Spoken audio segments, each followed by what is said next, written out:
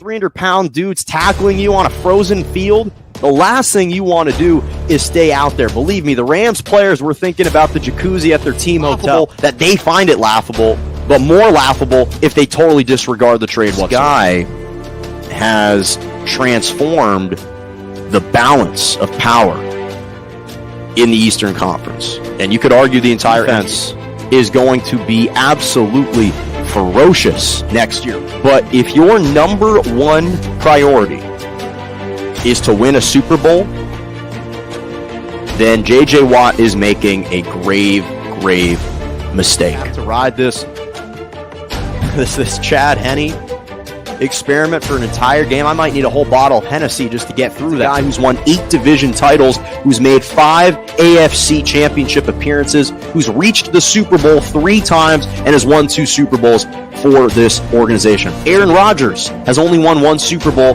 with Green Bay. Drew Brees has only won 1 Super Bowl with New Orleans. There's only 13 quarterbacks in NFL history that have won multiple Super Bowls, and Big Ben is one of those individuals.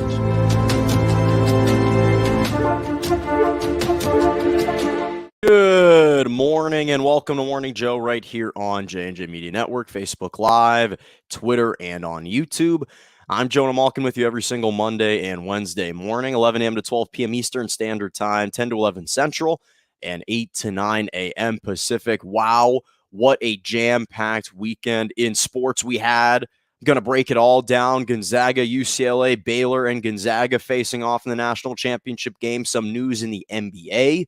Jrue Holiday signs a max extension with the Milwaukee Bucks. Lakers, Clippers. Rondo had some interesting championship comments and expectations for that team. In the New York market with the Jets, what's the updated news with Sam Darnold and how is he reacting to the Jets potentially drafting a rookie quarterback in this upcoming draft? A lot to discuss, and of course, excellent Malkin's moments as always. But we start with the NCAA tournament, perhaps one of the greatest finishes to a college basketball game we have ever seen. UCLA and Gonzaga, Jalen Suggs sinking the Bruins on a 40-foot bank shot, buzzer-beating 3 to propel Gonzaga into the national title game, its second national title game appearance in the program's history. Just an incredible shot. First, when we look at the shot itself, just a miraculous heave, banks it in, and Jalen Suggs, it looked online the entire way. And in sports, we often use hyperbole. We embellish a lot in sports. That's just kind of a maxim when it comes to sports because that's naturally how we feel. Fans are prisoners of the moment. And I'm a culprit of that. I fall victim to that just as much as the next person and the other people that are watching these types of sporting events. But this might have been the greatest college basketball game that I have ever witnessed. When you look at the stakes of this college basketball game, Gonzaga and their quest to maintain this unblemished, undefeated season, trying to become the first team since 1976 when Indiana State won the entire NCAA tournament going undefeated. And then UCLA, an unspeakable tournament run, a team that had lost its last 4 regular season games and now has won 5 in a row, had to play in the first 4, had to beat Michigan State just to advance into the actual draw, then winning 4 straight games, including defeating Alabama and a number 1 seed Michigan. And now you take on the not only clear-cut favorites, but the team that perhaps was the most heavily favored basketball team in a couple decades to win an NCAA tournament, perhaps the most favored since the Kentucky team in 2015 when they lost to Wisconsin in the Final Four. And this is a Gonzaga Bulldogs team that was favored to win this game by 14.5 points. This is the largest deficit, or largest rather, spread of a Final Four game ever. And Gonzaga was riding a 27-game win streak by double digits, beating teams by double digits, 27 straight games.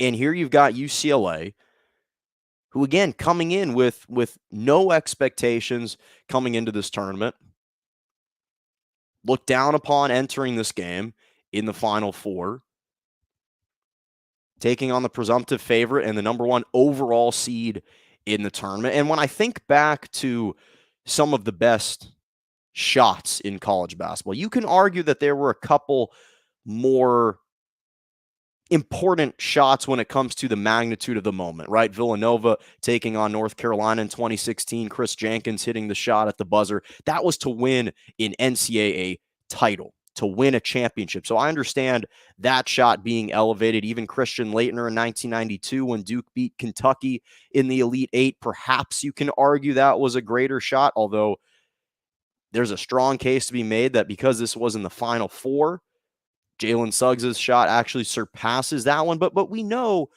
that there are certain specific shots that have left more indelible marks, although this shot is going to be remembered forever, just going to be etched into Gonzaga and NCAA tournament lore. But when we look at the actual games itself, Gonzaga hadn't been challenged all year. BYU in the West Coast Conference title game was the only team to provide some semblance of adversity for some little stretch of time against Gonzaga. Gonzaga, again, as I mentioned, 27 straight wins by double digits, the most in the NCAA.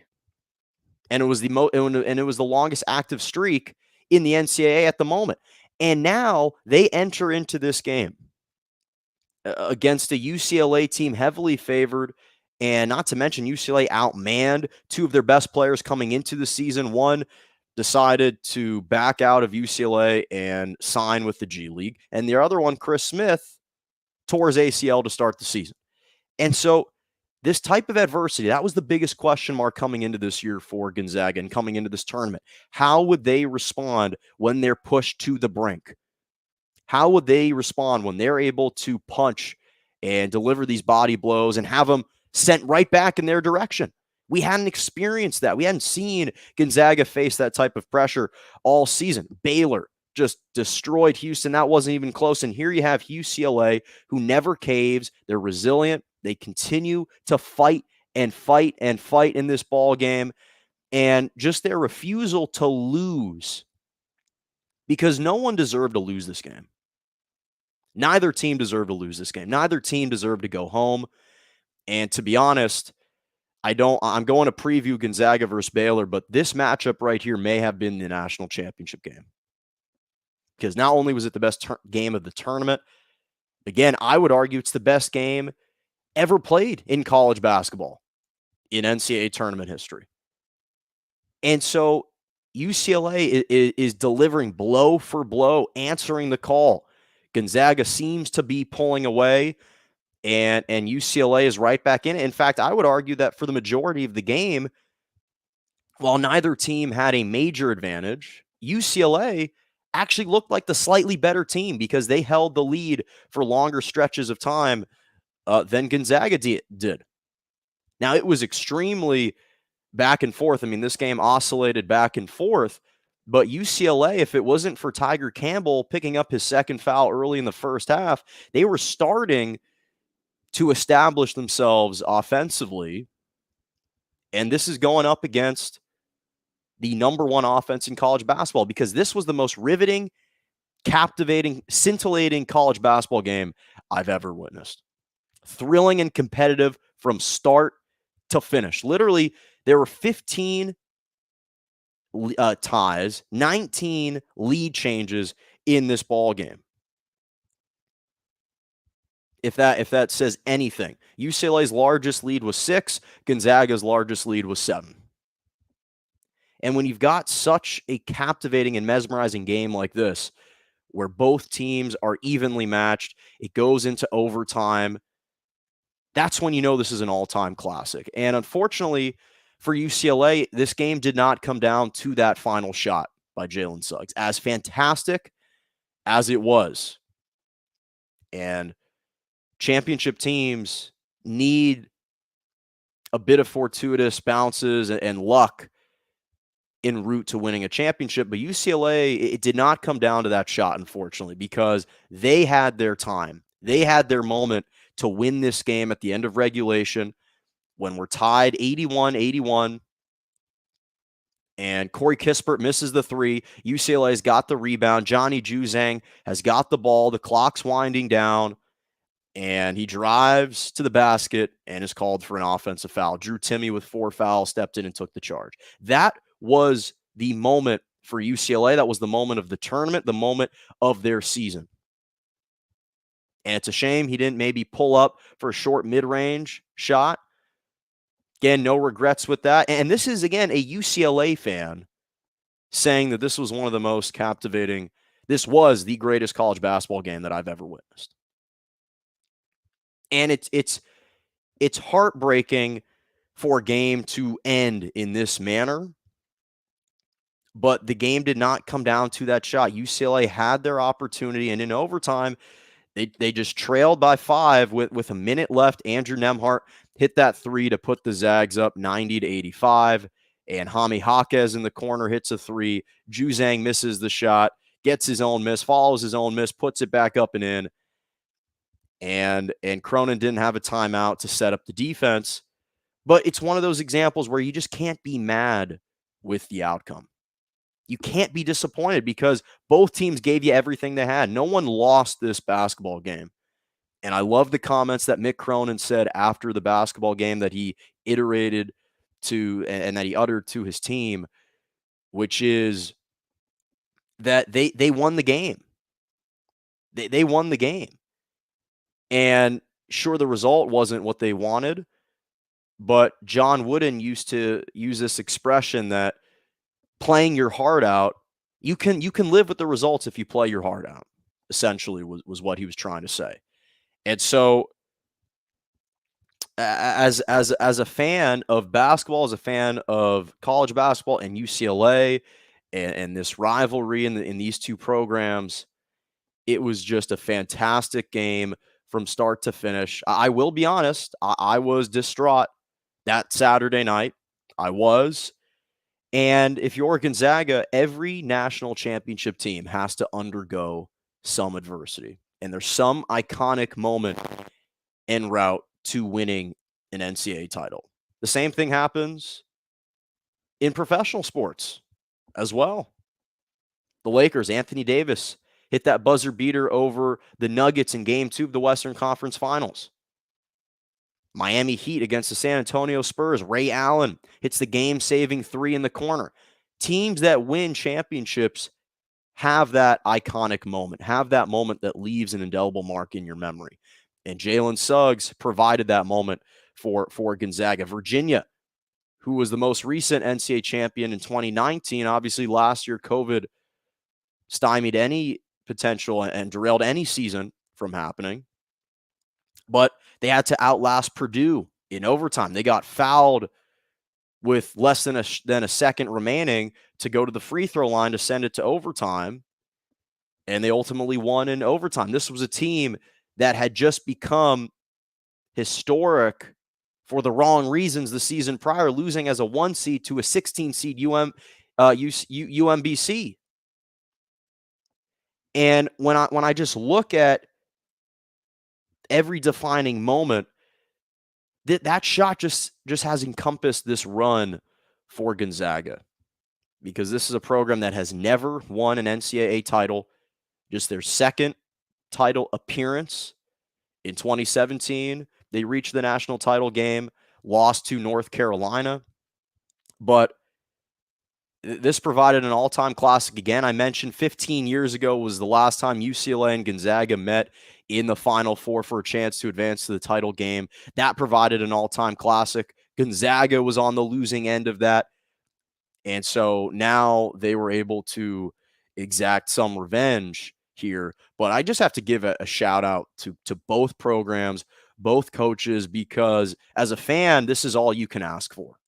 You never expect games to end this way. You never expect players to provide everything in a basketball game. The underdogs, the quest for perfection, the polar opposite styles, clutch shot making and taking, bold audacious shot taking and making, teams playing together. It was officiated well. And normally you never say that. These games were officiated well. The refs did a great job.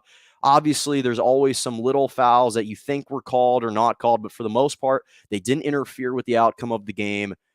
And that's all you can ask for. And I will say this, UCLA, Mick Cronin has resuscitated this traditional program, this traditional powerhouse that had been besmirched for the last decade and a half.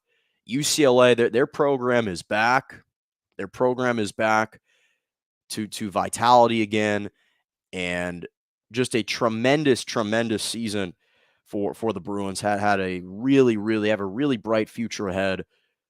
But when we look back at this tournament run, first of all, it's the greatest tournament run, I'd say, for a double-digit seed ever, the greatest double-digit seeded team ever.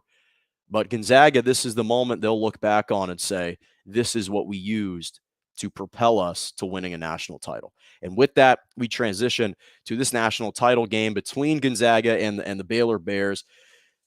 One of the reasons why the NCAA tournament is so unique is because it's one and done.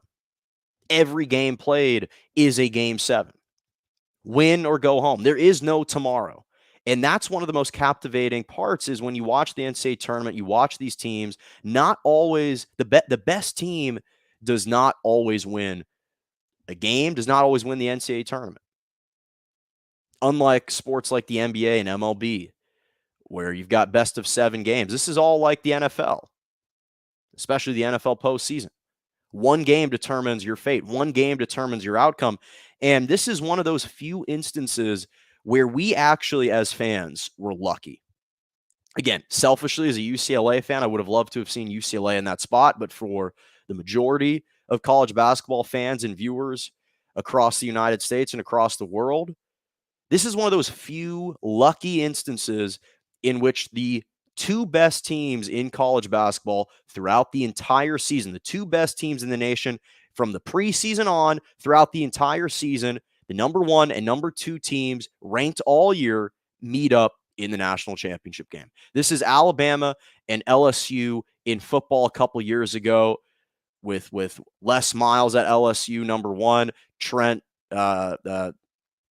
Richardson in Alabama, ranked number 2. Alabama lost 9-6 in overtime to LSU. Then they came back, won the national championship game against the Tigers to exact some revenge. This was, you could say, Alabama versus Clemson with those Deshaun Watson Clemson teams a couple years ago, the 2 clear favorites in college football to meet in the national title game. This is the Lakers and the Celtics, Bird versus Magic in the 1980s. These were teams that were expected to reach the NBA Finals, expected to reach the precipice, the pinnacle of their sport, and face off, and they did.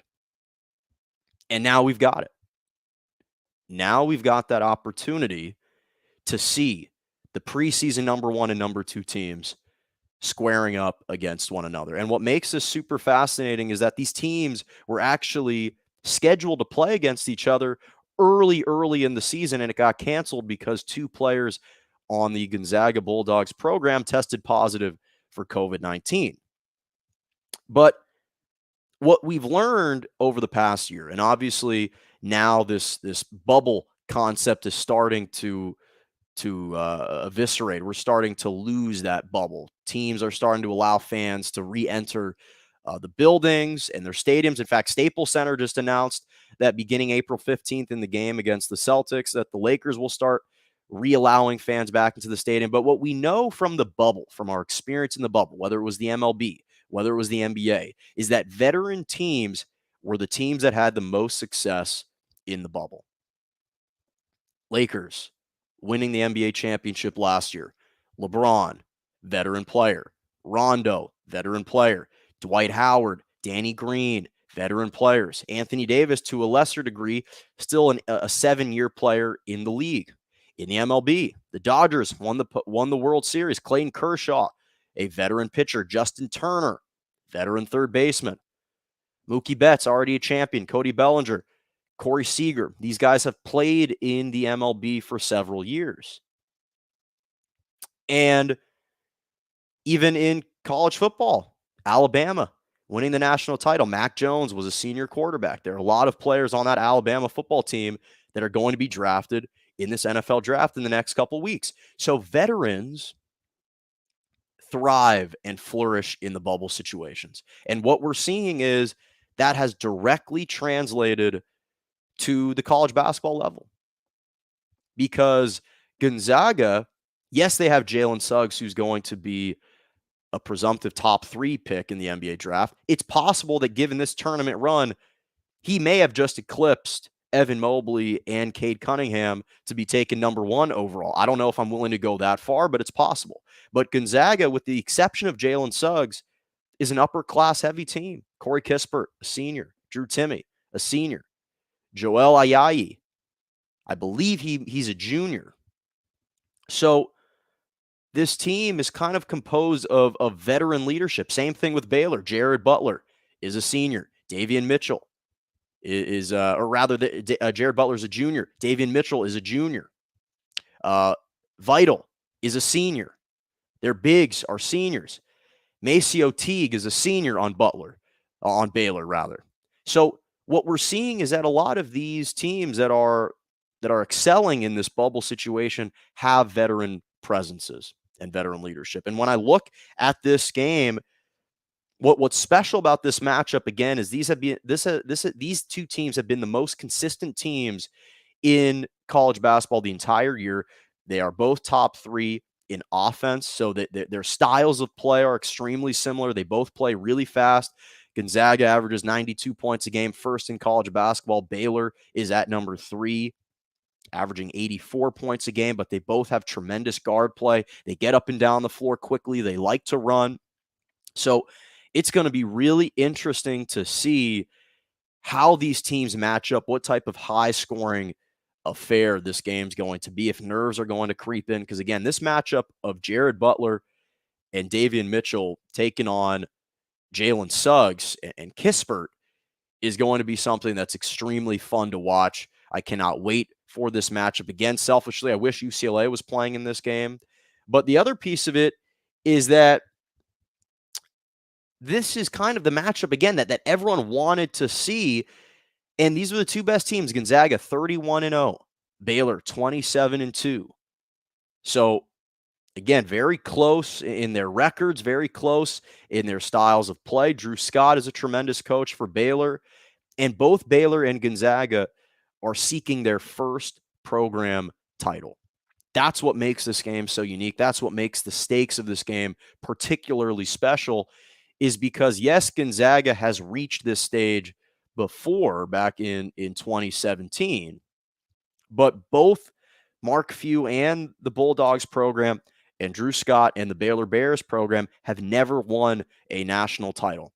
And worst case, at the end of this game, a first-time NCAA title will be crowned to one of these programs. And that's really special. But when I look at these two teams, and I appreciate both of these teams for playing hard, being dominant throughout this entire tournament, with the exception of Gonzaga against UCLA. And I love Baylor. I appreciate how they've been able to kind of rid themselves of this previous past stigma of coming up short and being upset in the tournament. We remember Georgia State beating them. We remember Baylor losing and being upset early on in the tournament. That is no longer the case with this Baylor Bears team. And they've had a tremendous season, a tremendous run. But this seems like destiny for Gonzaga. It just truly does. When you look at Gonzaga, there's the quest for the perfected season. You've got the iconic shot, the indelible mark, and indelible moment with Jalen Suggs. And this is a smaller, less touted program in the West Coast Conference, breaking barriers, just shattering the mold of these Power 5 schools constantly winning all the NCAA titles. Now you have a team in Gonzaga coming in and saying, hold on a sec. We are just as notable, we are just as prolific and dominant in our respective sport as you are. And this just feels like Gonzaga's year. Again, I thought that the winner of Gonzaga and UCLA would go on to win the NCAA title. I truly and firmly believe that. And if Gonzaga can come away with that game, now their antennas will be on high alert.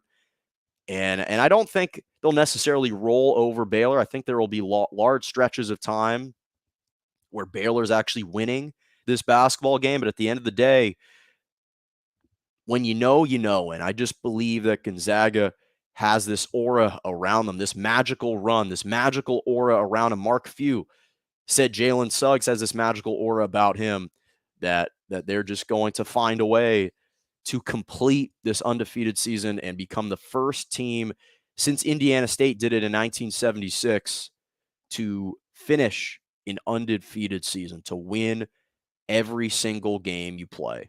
But again, cannot wait for it tonight. Obviously, my reactions will come on Wednesday.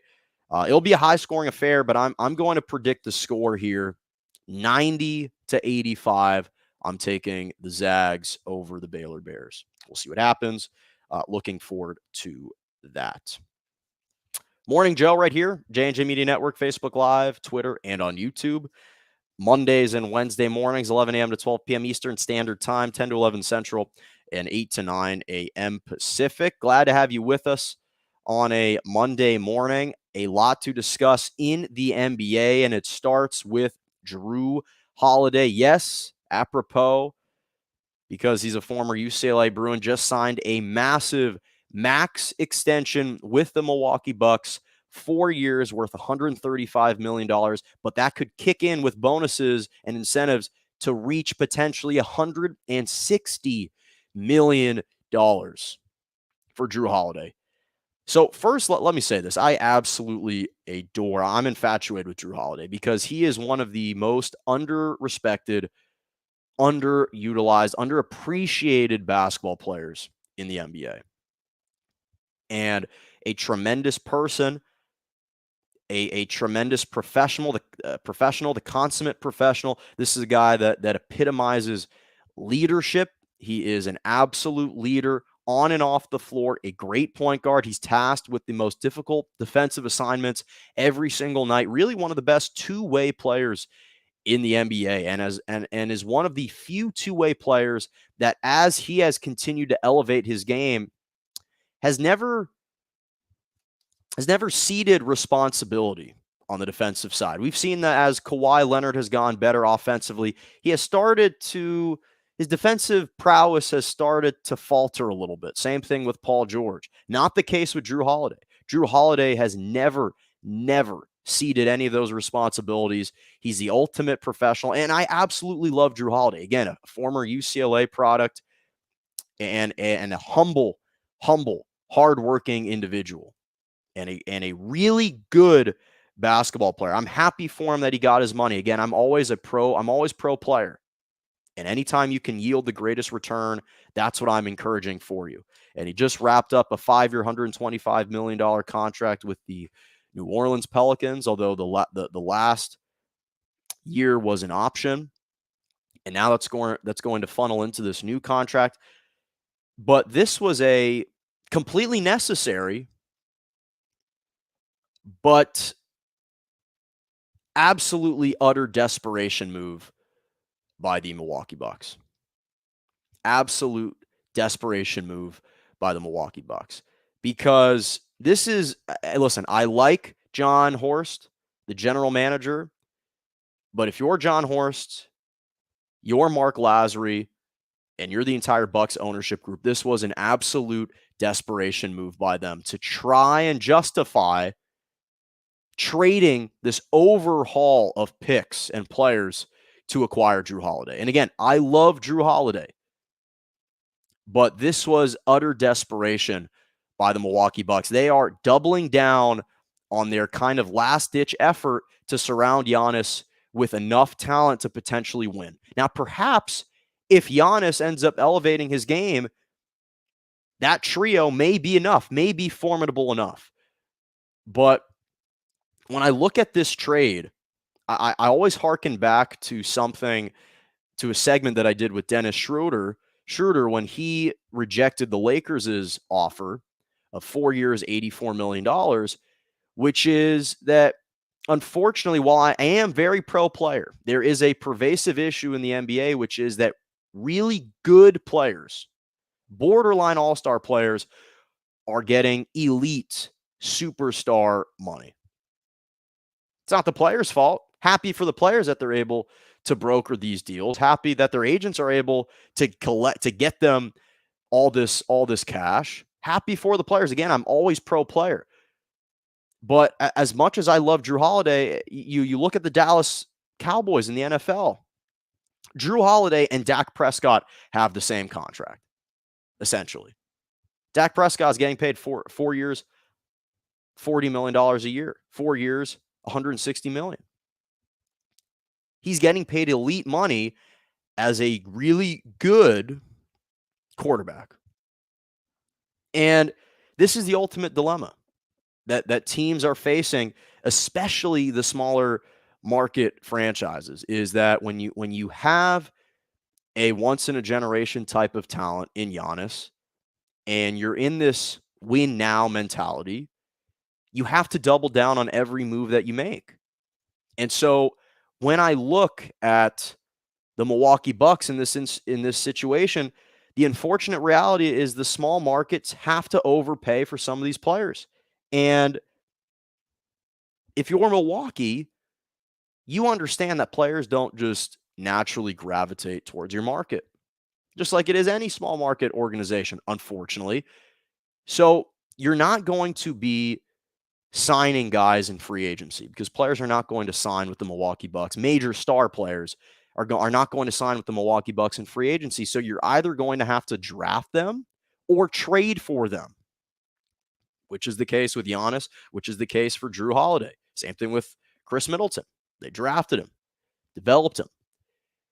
But I love Jrue Holiday, but this is a guy for his career who's averaging 16 points, 6 rebounds, 6 assists, 4 rebounds. This year he's averaging 17 points, 5 rebounds, and 5 assists. Really good numbers for a really good player that provides incredible value. And while he's deserving of the $40 million a year,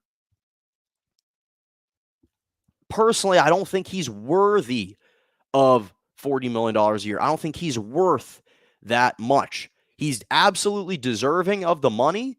Is he really worth that much money? I would argue no. Of course, in fairness, in the postseason, he plays like an all-star. The last time he was in the postseason, 24 points, 6 rebounds, 6 assists. Shot 38% from the three-point line. So he definitely elevates himself to an all-star in the postseason. But again, it's about consistency. Do you consistently produce those types of numbers game in and game out? But the Bucks had no option. This was extremely predictable. This was foreseeable when they made the trade for him. So they had no other option. They had no choice. Once you trade George Hill, Eric Bledsoe, 3 first-round picks. Now it was RJ Hampton, the draft pick, 2 first-round picks, 2 pick swaps in the future. When you double down, when you invest so heavily to acquire one player, you have to continue to invest heavily to keep them around, because at the worst case scenario is now what you've done is you've extended the championship window for this Milwaukee Bucks team. With Giannis, Chris Middleton, and Jrue Holiday, you're keeping them intact for at least another 4 years. Now, are they better than the Brooklyn Nets? Do I foresee them beating the Brooklyn Nets with this current constructed team? No. Quite frankly, I'm not entirely sure that they're better than the 76ers. The way that Doc Rivers has Joel Embiid, Ben Simmons, Tobias Harris, Seth Curry, Danny Green, these guys playing right now, am I convinced that they're better than the 76ers at this moment in time? I'm not sure. Could they win? Yes, absolutely. They could absolutely beat them in a 7-game series. Do I know that they are definitively better? I don't. And that's the biggest hurdle. That's the biggest obstacle for them, is they had this was an inevitable move because you traded away so many assets to acquire this guy, to pair him with Giannis. You had no alternative. So again, I think that Jrue Holiday is a really good player. I would have loved to have seen him sign a deal more comparable to that of Gordon Hayward, which was a 4-year, $120 million contract he signed with the Charlotte Hornets. And I think that would have been a very fair, above average, very respectable, not a slight or an insult to Jrue Holiday, paying him $30 million a year. Now it's at least $35 million with the potential to be $40 million. And again, yes, on a year-to-year basis, you're not looking at that as a massive overpay. But I liked him at kind of that 4 years, $120 million. That now the 4 years, $160 million was the max contract that they could offer him. So again, from that perspective, I understand why they made this move. But I just think that this is an issue that we're starting to see, is that a lot of these teams, when you feel pressed against the wall, when you've got a window that's clicking, they just have to make every desperate move that you can. And so this was very predictable. It was the only option for the Bucks. Again, I'm genuinely happy for Jrue Holiday that he got his money. Do I think he is truly worth that amount of money? I'm not sure that I am. I'm not sure that I am. And I understand they're investing heavily in Giannis. This might have been a little bit too pricey of an option. Okay, back in 30 seconds coming up after the break. The Lakers and the Clippers bouted again in round 2, the Battle of LA, although this was not quite the fair fight.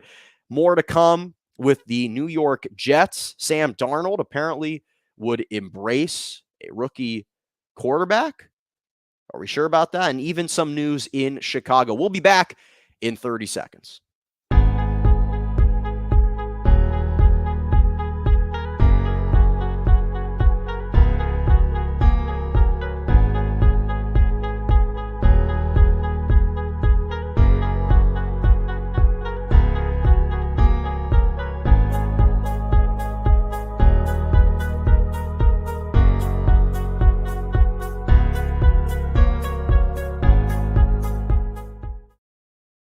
And welcome back to Morning Joe right here, J&J Media Network, Facebook Live, Twitter, and on YouTube.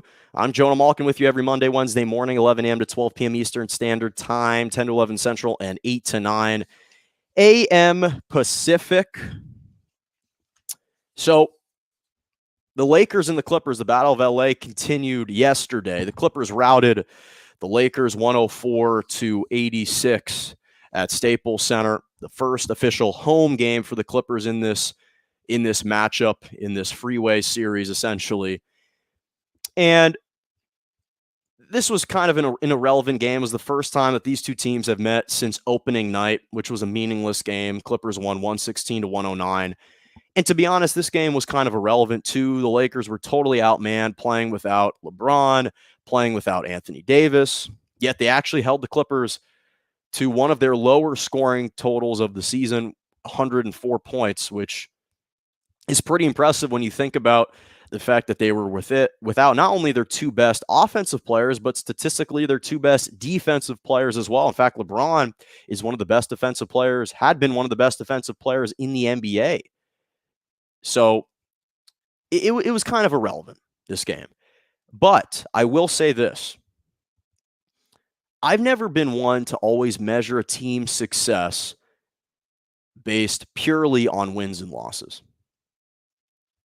I've never really looked at that because I don't think that it is an accurate portrayal, oftentimes depiction of an entire game. I think that there are a lot of elements in a basketball game that can affect the outcome, and it's not just as simple as, did you win the game?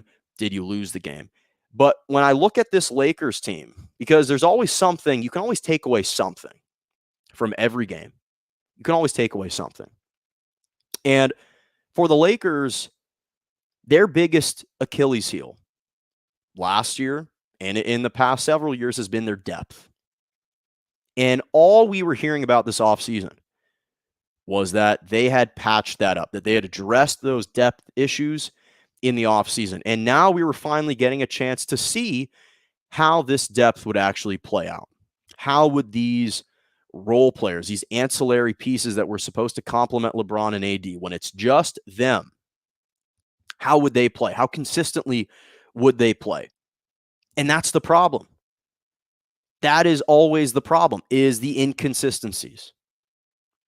Because when you look at what happened yesterday, it's not just that the Lakers lost the Clippers, that they were overmanned. I don't care about the outcome. And quite frankly, the Clippers probably don't care that much either. But what is noteworthy is the inconsistency on the Lakers side of the basketball. When you are Dennis Schroeder and you reject a 4-year, $84 million offer, which would pay you an annual salary of $21 million a year because you think you're worth more.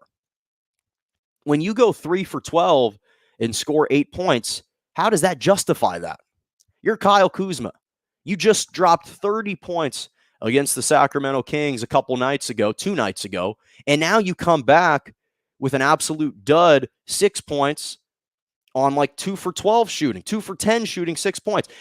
Kyle Kuzma is the ultimate Dr. Jekyll and Mr. Hyde character, which is why he got paid a reasonable, modest 40-year deal over 4 years, but nothing like some of his contemporaries like Jason Tatum, like Brandon Ingram, because he's not consistent enough. KCP, just 9 points, 30% shooting. Marc Gasol had a decent game, 11 points. The only consistent players for the Lakers yesterday were Montrezl Harrell, 19 points and 6 rebounds, and Talen Horton-Tucker, 16 points and 5 rebounds on 50% shooting, above 50% shooting for both of those guys. But that's what's noteworthy, is when you're NBA players and every single night you can't give the same type of production. That's what makes you a role player. That's why you are considered an ancillary piece, because you cannot play consistently enough. And say what you want about Kawhi and Paul George, especially in the postseason. In the regular season, they step up and they are absolutely elite and consistent in the regular season. But so only one starter for the Lakers scored in double digits. That was Marc Gasol, who was actually irked by Andre Drummond being signed by the team. And of course, this has kind of been the Lakers' mantra this entire season. Let's just have all the best players sit down with injuries. Andre Drummond was out with a big toe, lost his toenail a couple days ago in his debut for the Lakers. For the Clippers, however, what was actually, I think, an important takeaway is the impact of Rajon Rondo. Sure, the stats don't jump out, and I don't want to overblow his debut with the Lakers, with the Clippers rather. Just 2 points, 1 rebound, 3 assists, 4 turnovers in 13 minutes. But you could see the pace of the game change for the Clippers. They felt much more confident and comfortable with Paul George out there. You felt like there was someone who was actually orchestrating an offense and just kind of inherently plays with a certain pace that just changes the flow and the rhythm of the game. Again, it was just 13 minutes, very small sample size. He's still working his way back from injury, trying to build up his stamina. And it was something that Paul George and a bunch of other Clippers players already acknowledged and praised him for after just one game. Is they've kind of already given him free access and total authority to hold guys accountable, which was the Clippers' biggest issue yesterday. And we saw even prior to the game in an interview that Rondo did with Rachel Nichols, is he was pretty open and said, listen, this is a championship or bust season, and they need someone who is truly going to hold their feet to the fire. And again, it's just one game, but I do like the changed mindset of this Clippers team with Rajon Rondo. That's why they traded him for Lou Williams, because of the impact that they thought he would have on the locker room and especially come postseason time. And I think that, again, the stats aren't going to jump out, especially yesterday, where he had more turnovers than assists and rebounds combined. But I just think that he plays with a different flow, a different energy that the Clippers were kind of lacking before, especially someone they can just give the ball to and say, hey, engineer some possessions for us, orchestrate the offense. And I just liked that additional aspect that he provided. And then they signed DeMarcus Cousins yesterday. I don't think he's going to have a huge impact. I think he'll have a minimal impact. He'll be a liability defensively, but DeMarcus Cousins can give you 10 to 12 minutes. He's an offensive threat in the post. He's a big body. So for a team that kind of lacks size and lacks depth at the center position, he can probably spell Ivica Zubac from time to time. So I actually kind of like that move. Again, not a huge move if you're the Clippers, but still a noteworthy one nonetheless. And so want to transition now to the NFL as we're starting to ramp up towards the NFL draft, which is crazy. It's coming up at the end of April. I believe April 29th through May 1st, or maybe it's April 31st to May 1st. That time frame is when the NFL draft is approaching, and probably the most intriguing team, the team most talked about for the past several months, has been the New York Jets. With all the trade rumors surrounding Deshaun Watson, what are they going to do with their quarterback situation? Are they going to draft a quarterback? Are they going to make a trade for a quarterback? Are they going to keep Sam Darnold? And now Sam Darnold, this is finally one of the first times that we've heard from him. He comes out and he says yesterday or a couple days ago that he would embrace competition with a rookie. Now, first of all, the New York Jets are the number 2 pick this year. And as a person and as an individual, I like Sam Darnold. I think he personifies class. He represents the utmost character. And I think that he has been a real positive player and just a good locker room guy for the New York Jets. I do believe that. I don't think he's a cancer to the locker room. I don't think that players despise him. Maybe they hope that their starting quarterback would be a little bit better. And so certain veteran players would want someone better at the helm. I get that. But as far as the actual character of Sam Darnold, he's a good guy. He's a good guy. But the Jets, unfortunately for him, he inherited an awful and an awfully run organization from the time he was drafted. They were not organized. They brought in the wrong coach in Adam Gase. Their front office was a mess. And only now are we starting to see them act more prudently. I like the hire of Robert Saleh.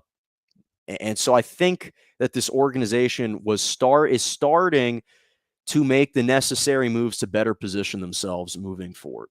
But unfortunately for Sam Darnold, the moves that they're making aren't for him because they're for the next quarterback that they're going to take. The Jets are going to draft a quarterback with the 2nd overall pick. I believe it's going to be Zach Wilson. That's who most media experts and pundits think they're going to take. And so all of these added benefits are not for Sam Darnold. They're for Zach Wilson or whoever the next quarterback is. And for Sam Darnold, all the trade rumors have dried up with him as a trade piece. So he's recognized at this point, my value is at an all-time low. I'm coming off a season in which I barely threw for over 2,200 yards. He's only eclipsed 3,000 passing yards once. He's a turnover machine, 45 touchdowns, 39 interceptions, 11 fumbles over the course of his career. For 3 seasons, he hasn't completed over 60% of his passes. It's about 59.8% of his passes. So this is a guy that I think understands his fate, but sees this as a potential great opportunity to kind of re-audition and reignite that fire, challenge himself to play better and really compete for the starting position. And it's possible that a change of scenery, a change of a coach, an influx of talent may actually lead to better play from Sam Darnold. Now, again, even if it does it mean he's going to be the long-term solution there? It doesn't appear to be so. It appears that the Jets are going to move in a different direction. But again, perhaps if he plays well, this may elevate his trade value so that he can be traded to a better situation, a la the Pittsburgh Steelers, the Denver Broncos, perhaps the Washington football team, the Chicago Bears, potentially to a lesser degree, the New England Patriots. There are certain options out there that I think if they see some more promise, some more consistency from Sam Darnold, he may find another home.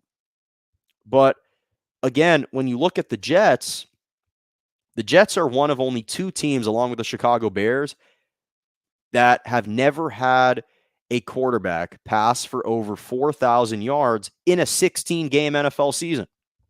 Joe Namath was the last quarterback to do it for the Jets, passing over 4,000 yards, 4,007 yards specifically, but that was in 1967 in a 14-game schedule. So the NFL hadn't even instituted a 16-game schedule up until that point. That was in 14 games. The most recent example, the closest, is Ryan Fitzpatrick with about 3,900 passing yards in 2015. So we know that there are some limitations there, but at the same time, the Jets haven't provided him with the complementary pieces with wide receivers to really thrive. Yes, they've had Robbie Anderson and Jamison Crowder. They've had Le'Veon Bell was a flameout. They've had a couple individual decent pieces, but no A-star caliber players. They just haven't. And to Darnold's credit, he's remained a professional. He has continued to carry himself well, represent himself well, say all the right things. And I think that when you're someone with a good reputation and you're a good person, you will be given the benefit of the doubt and perhaps get a second chance. I mean, look at Carson Wentz. Carson Wentz was viewed potentially as cancerous in the locker room in Philadelphia. Now, some of his former teammates debunked that and praised him at times. But now you see Carson Wentz was able to land on his feet in a plum situation with the Indianapolis Colts, a team that is ready to win right now and is just one quarterback away. So if Carson Wentz, who's had a much worse reputation than Sam Darnold, and you could argue has been a worse quarterback than Sam Darnold over the last two seasons, if he's able to land a great job, Sam Darnold at 6'3", 225 pounds, he's a big, mobile, athletic quarterback with a tremendous arm, needs to be more refined, needs to be more accurate, but perhaps with better coaching, that may happen. He may get that type of guidance that he needs. So, again, the big question is whether the Jets will take Zach Wilson or take someone else. They are going to take a quarterback at number 2. That we do know. So for Sam Darnold, though, unfortunately, I appreciate the fact that you're open to embracing competition from a rookie. Unfortunately, you don't really have any other choice. That is the only choice that you have. Finally, very quickly, and then I'll get to my Malkins moments. I have a great couple Malkins moments for you this week. Matt Nagy, the head coach of the Chicago Bears, apparently is now going to take over the offensive play calling duties. He had kind of ceded those to his offensive coordinator, Bill Lazor, for a time last season. This is a guy in Matt Nagy who was the coach of the year in 2018 in the NFL. During that season, guided the Bears to a 12-4 season. Mitch Trubisky had his best season statistically as the quarterback of the Chicago Bears. He made Mitch Trubisky look like a Pro Bowler. In fact, I believe Mitch Trubisky was a Pro Bowl quarterback that season. So the Bears had a terrible, atrocious offense last year. Bottom 7 in total yards per game. They're the bottom 3rd in passing yards, bottom 3rd in rushing yards, bottom 3rd in points per game last year. And unfortunately for Matt Nagy, and he's going to realize this, he's already realized this, but I think he's going to realize this next year, is that you can be a great offensive schemer. You can draw up the most incredible plays, but if you don't have the personnel to execute it, it does not matter. And unfortunately, on the offensive side of the ball, their quarterback has not been talented enough to be able to gloss over some of the deficiencies they have, because the biggest deficiency has been at the most important position, at the quarterback position. I like some of the pieces that they have offensively. I love Allen Robinson. Great wide receiver.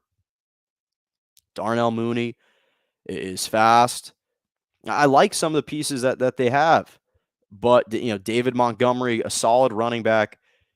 But now you bring in Andy Dalton, and you're expecting that he's going to be the savior. And listen, I understand Matt Nagy said publicly he kind of praised and was expressed enthusiasm about Matt Nagy, about Andy Dalton being the starting quarterback. He's saying all the right things. He knows good and well Andy Dalton isn't going to do anything for him. Andy Dalton is a career 62% pass completer over 10 years in the NFL, 14 touchdowns, 8 interceptions last year. This is a guy who's been average throughout his career. And again, that's no knock on him. Only 32 players in the world get to start at one of the most coveted positions ever. And Andy Dalton, for a stretch with the Cincinnati Bengals, was good enough to get them there. 5 straight playoff appearances. But there's not much more that Andy Dalton is going to be able to do than Mitch Trubisky. In fact, Mitch Trubisky is a more accurate thrower of the football. He is a more mobile quarterback. He extemporizes better.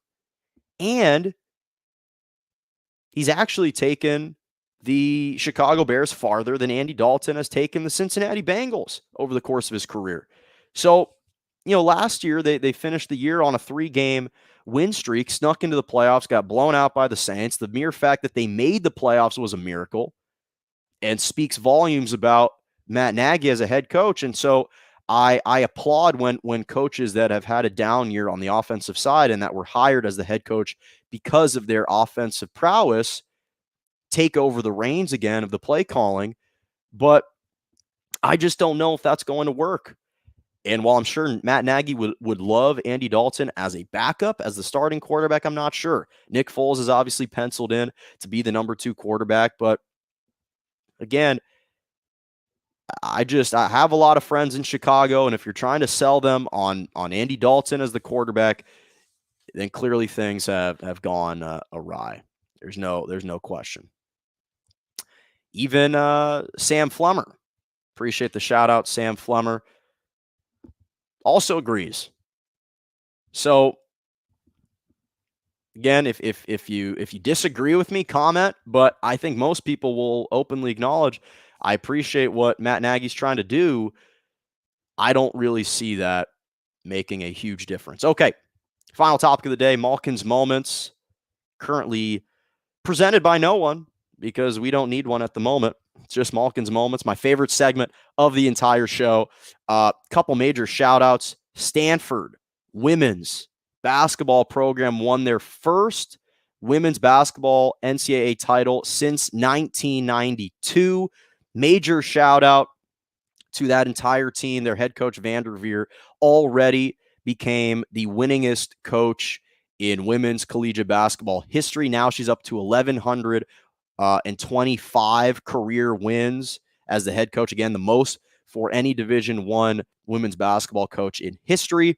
Haley Jones was the tournament's most outstanding player. She scored 17 points. Stanford knocked off Arizona and the Wildcats in the title game 54-53 on a defensive stop. It was a tremendous finish. And again, for the Cardinal, a team that came in as the number 1 overall seed in the tournament, they had just a tremendous season, had a tremendous year. Congratulations to the Stanford Cardinal on becoming and winning the title this year. Just a major shout out to their program. Major shout out to Tom Brady, a Tom Brady rookie card sold for a record $2.25 million.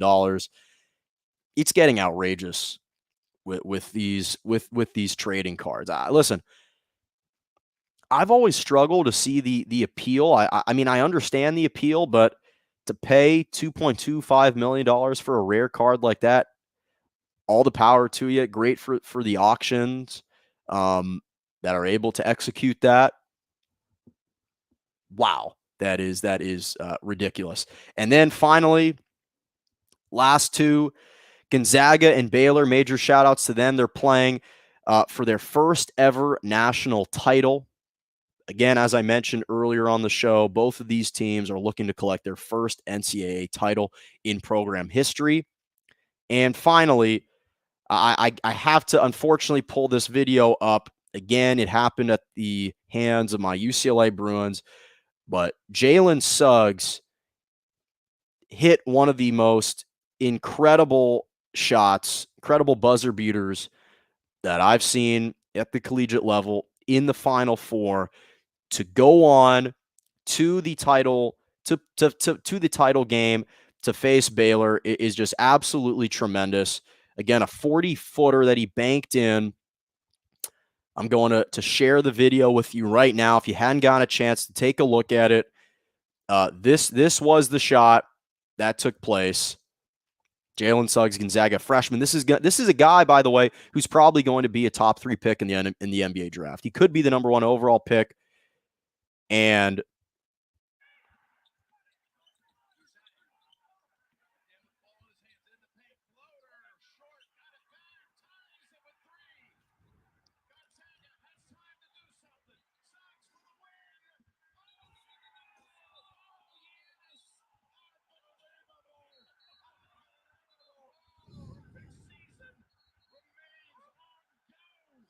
just an incredible shot. Again, I'm distraught just looking at it again as a UCLA fan. I was stuck looking at the television. My jaw dropped. I literally couldn't speak. I was just looking, waiting to see, hoping that maybe he held on to it for too long, but it doesn't diminish the shot. It was an incredible shot. And he even said that he wished for a moment that he could stand up on the table, on the scores table, akin to Kobe, paying tribute and homage to Kobe and D Wade. He wanted a moment like that. So shout out to Jalen Suggs for Gonzaga. That's all the time that I got for you today. Thank you so much for joining me right here on Morning Joe every Monday and Wednesday morning, 11 a.m. to 12 p.m. Eastern Standard Time, 10 to 11 Central, and 8 to 9 a.m. Pacific. Wednesday is going to be another fantastic show. You're not going to want to miss it. Make sure to like, comment, and subscribe. Follow me on Twitter at morning_Joe or at Jonah Malkin on Twitter and on YouTube. Morning Joe with Jonah Malkin. Make sure to subscribe. Can't wait to see you all Wednesday morning. And as always, have a lovely rest of your morning.